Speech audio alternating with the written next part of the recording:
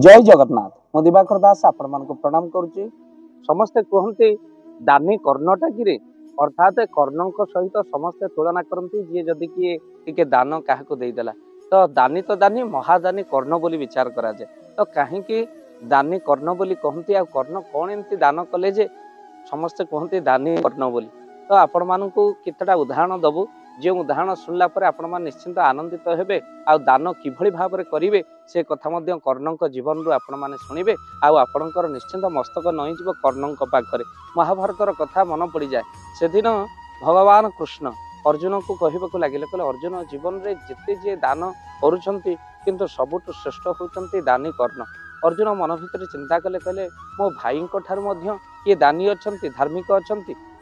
ये कथा कहीं भगवान कृष्ण कहले परीक्षा करने को जीव तेणुक ये भगवान कृष्ण आउ अर्जुन वेश बदल ब्राह्मण वेश हेले आउ जो ब्राह्मण वेश हेले वर्षा जोरे गाजुचे ये वर्षा समय भितर युधिष्ठिर पाखे जाई पहुँचले आउ कहले यज्ञ होमें ब्राह्मण मैंने आसीचु आपण किसी काठ दिंतु आउ जो काठ आमर कौन हम ना यज्ञ लगे किंतु काठ चंदन काठ होगा दरकार पाख जंगल में चंदन काठ थिला। युधिष्ठिर कहले कहले ये तो प्रबल जोरे वर्षा हो ये वर्षा कौट किए काठ आने को जीव तेणु तुम्हें जाओ काली आसी पहुँचब निश्चिंत मुझ तुम पाखे चंदन काठ निश्चिंत देवी आउ कहीं जेहेतु धर्म कार्य लगे आपड़ जानते धार्मिक होती युधिष्ठिर किंतु से कौन कहले कहले काली तुम्हें आस ये प्रबल वर्षा काठ काटी तुमको दे हेबन तापरे भगवान कृष्ण और अर्जुन ब्राह्मण वेश होती कहले चल देखिल तो युधिष्ठिर को एबे चल कर्ण पाखे जाई पहुँची गले भगवान कृष्ण आउ अर्जुन ब्राह्मण वेश पहुँची गले कर्ण को मागे लगे कहले प्रभु किसी यज्ञ चंदन काठर आवश्यकता अच्छे आपड़ चंदन काठ दीटा दिंतु प्रबल वर्षा होची आउ प्रबल जो वर्षा होची चंदन काठर आवश्यकता कि चंदन काठ क्योंटी मिल किंतु कर्ण कौन कले जो शोई से चंदन पलंक थिला आउ से पलंक को कौन कले कुराड़ी रे हाणिबाक लगे आउ किसी ये कौन कर ना ये भी चंदन काठ जो मुझे यज्ञ निहाती हवा दरकार कर्ण कौन कले निज शोई से चंदन पलंक को काटी अर्जुन आउ भगवान कृष्ण के हाथ में धरई दे कहले ब्राह्मण गोसाई यज्ञ हवा दरकार मो शोइबा जेते गुरुत्व नुह संसार मंगल पाई ब्राह्मण मानकर यज्ञ आवश्यक तो निश्चिंत भाव में यही चंदन काठ आपण नियंतु एठी कृष्ण अर्जुन को नैले कहले देखिल युधिष्ठिर को देखिला कर्ण को देखिल से कर्ण होउचंती महाधानी खाली सेतिक नुहे किछि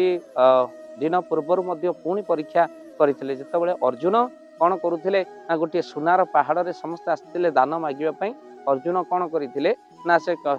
सुनार पहाड़ निजे कौन करुथिले ना किछि खोली खोली सुनार पहाड़ दान दउथिले किंतु जो कर्ण को मगागला कर्ण कहले गोटे गोटे पहाड़ देदेले कहले नहीं जाओ सुनार पहाड़ मोर से जीवार कौन आवश्यकता अच्छे नहीं जातु ना प्रकृत में दानी होती कर्ण आउ दानी किए अच्छे किंतु कलिजुगे महापुरुष अच्युत लिखिते कौन होइबे नर कृपण होइबे नर निंदिबे सही जे शास्त्र विचार लो जाई फूल यही वाक्यटी जे सत्य मोर यही वाक्यटी जे सत्य मोर कहले कलिजुगे मो वाक्य केबे मिथ्या हेबनी कलिजुगर लोक मैंने अतिशय कृपण होइजिबे आउ निंदिबे से शास्त्र को निंदा करेंगे तेणु कलिजुगे यही घटना घटो किंतु प्रकृत में आम दान दबा मो गुरुदेव प्रेमाचार्य बाबा मधुसूदन कहती आपणकर संग्रह ही मनीष को कौन करे गरीब कराए दान ही धनी कराए संग्रह नहीं। जय जगन्नाथ जय जय जगन्नाथ।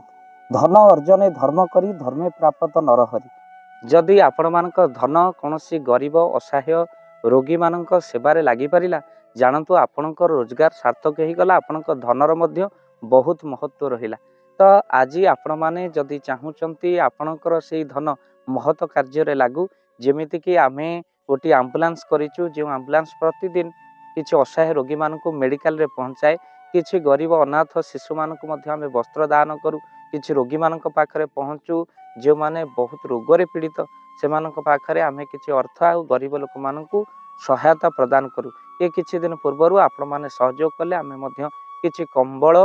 असहाय मानक पाखरे जाई पहुँची बांटी थिलु आपण को कृतज्ञता ज्ञापन करने सहित जदि आपण चाहूचंती आपण को धन आम द्वारा कौन महत्व कार्य लागू तो स्क्रीन रे चली नंबर रे निश्चिंत आपण कॉल करंतु आउ आपण को विवाह वार्षिक